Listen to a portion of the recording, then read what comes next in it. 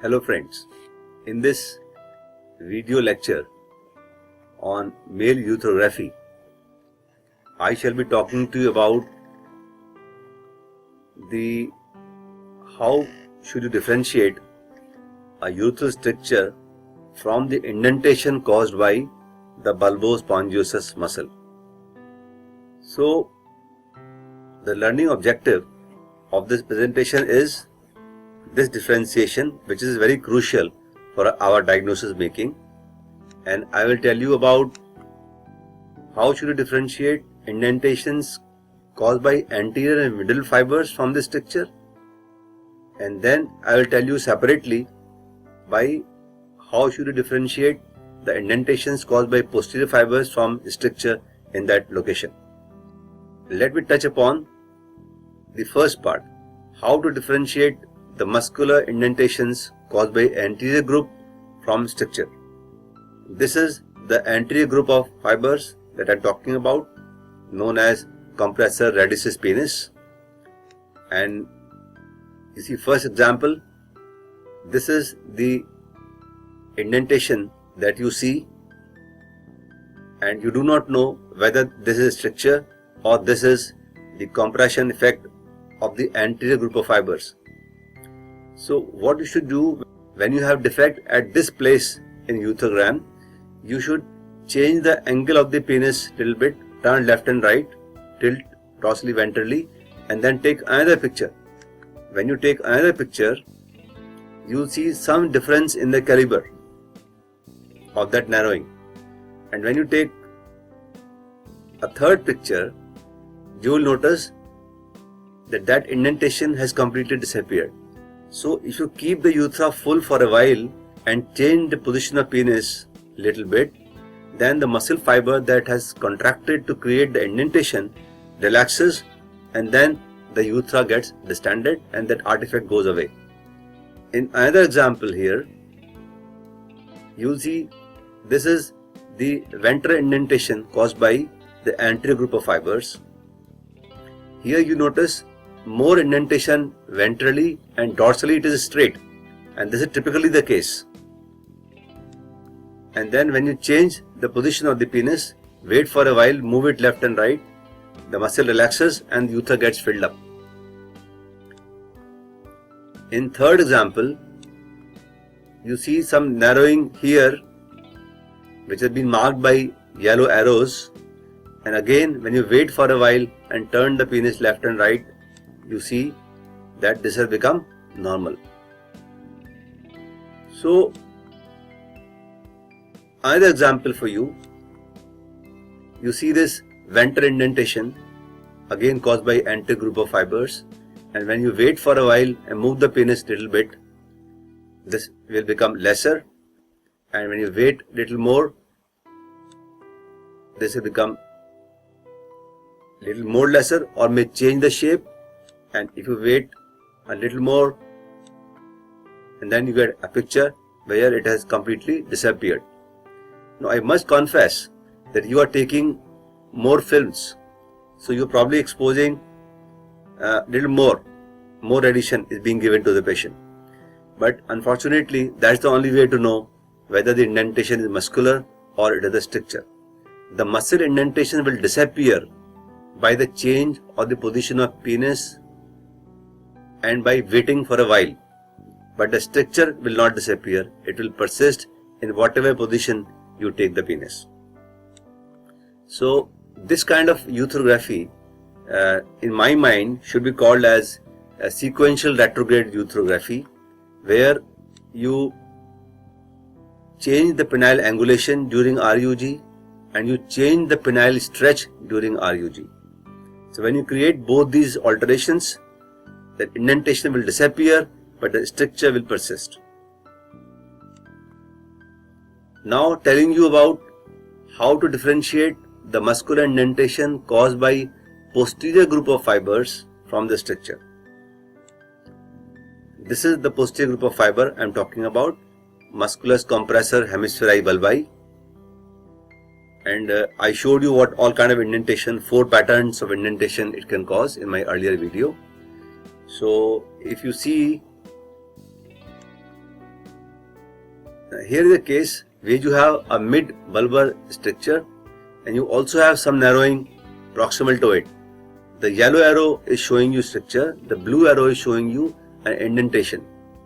So here I don't think this is a very confusing picture, but suppose the proximal indentation is more tight, more narrow, then you don't know whether you're dealing with one stricture or you're dealing with two stricture. So what should you do at this point of time? You should do what is called as dynamic retrograde urethrophy. In this, an RGU is taken during the relaxed state of the patient, the relaxed penis and relaxed patient both, and then RGU film is taken when you ask the patient to hold back. Hold back means you ask the patient to constrict the anal muscles inwards, squeeze muscles inwards. When you ask the patient to hold back, the muscle contract the fibers of urogenital diaphragm, fibers of levator, ani constrict, and it pull up the whole thing. So if that you do, one film in relaxed state and another film in the holding back state, and if it is a stricture urethra, it will appear as circumferential narrowing during the relaxed state, and the same narrowing will persist in the same manner when the patient is holding back or constricting the muscles. But if you are having a muscular indentation during a relaxed state, you will not see anything because the muscle is not contracting. But when you ask the patient to hold back, the urogenital diaphragm will constrict, and so would the posterior group of fibers of bulbospongiosum will constrict, and an indentation will then appear. So indentation will appear with the holding back maneuver. Okay. Now let me show you a little more through the animations. Now here is what I am trying to show you: impact on the outline of the urethographic picture during the voluntary contraction. During the voluntary contraction created by the patient. Now this has been studied long time back by these group of authors, Morales and Romanus, and this is not a new knowledge, this is a very, very old knowledge, but over the years this has gone into past and people have forgotten about it. So that's why I am bringing it back again to the current relevance. Now you see a picture which is the outline of the urethra, and that is how sometimes you see on ureterogram. You will see here the BN is bladder neck, MU is membranous urethra. Now this is during the relaxation, that is how it looks. But when the patient contracts the pelvic floor, during contraction, the bladder neck is pulled up. As you can see here, bladder neck has gone up, that dotted line, right? And the membranous urethra gets elongated. You see these two red arrows have separated wide apart, and the membranous urethra gets elongated. You will notice this kind of change when you ask the patient to relax or contract. In another situation, this is how you may see during relaxation the membranous urethra, small membranous urethra, and when you ask the patient to contract the pelvic floor muscles, you will notice again the bladder neck going up, the membranous urethra pulled up, elongated, and at this time you will notice two lateral indentations will appear. And these indentations are caused by the posterior group of fibers. Again, this is the outline during relaxation, and you will see membranous urethra. This is an anterior posterior view of the urethrophy, and when you ask the patient to contract the pelvic floor, you will notice elongation of membranous urethra and appearance of an indentation. Here in this point of time, the anterior indentation, the dorsal incisura has come more prominent because the tendinous part of the muscle has contracted and has created this indentation. So in a lateral profile, you see the anterior incisura, and in an anterior posterior view, you will see both sides the lateral indentation as I showed you in the previous slide. How do you now differentiate this indentation and stricture, and why I am telling you that you ask the patient to relax and constrict? Now this is a situation when you ask the patient to contract. The bladder neck is lifted up, membranous tooth has elongated, there is indentation caused by the posterior group of fibers, and there is another narrowing caused by the stricture. The stricture is shown by green arrows and indentation is shown by black arrows. Now you get this kind of picture. The moment you ask the patient to relax, the membranous urethra will shorten, the bladder neck will descend down, and that muscular indentation will become wider. But the stricture indentation, the stricture's narrowing will persist the same manner.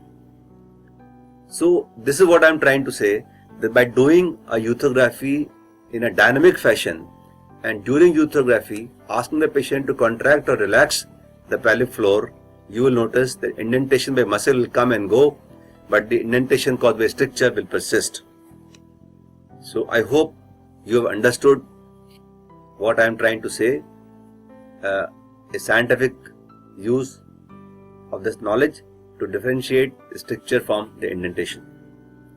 So if you have any questions pertaining to this presentation, you can ask me on my email drdalila24@gmail.com, or you may see more similar videos of this lecture series on Dalila Academy of Urology.